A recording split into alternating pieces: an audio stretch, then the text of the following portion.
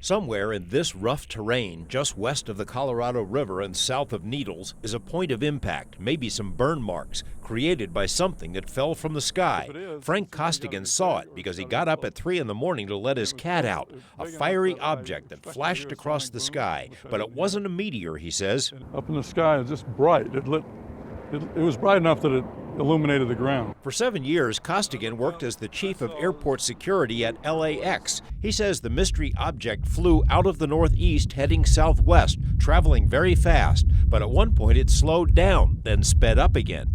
And it went behind a hill, and I waited to see if I could hear it crash, because as big as it was bound to make noise. But he didn't hear a crash. I was coming into work. Hours later, David Hayes, the owner of K-Talks Radio in Needles, was coming to work when he spotted an odd formation of dark vehicles driving off the highway. He drew a picture of the lead vehicle, a large truck with a dome on top and a black structure that reminded him of a stealth fighter. It seemed like it was some kind of surveillance vehicle, but four-wheel drive, and it had government plates, the U.S. government plates on it.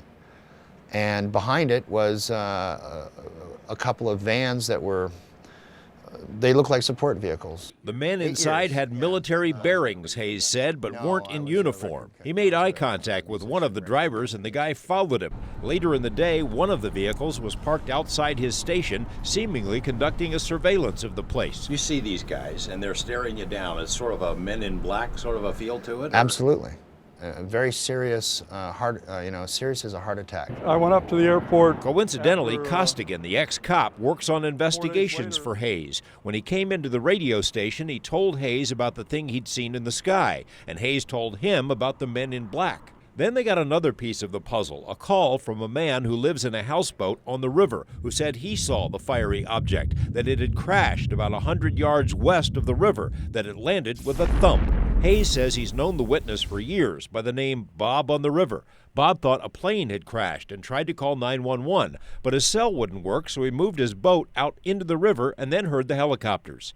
In an interview with journalist Linda Howe, Bob says he saw at least 5 helicopters flying in formation, including a large sky crane. The crane picked up the oval-shaped object, still glowing, and flew away, heading in the direction of Las Vegas.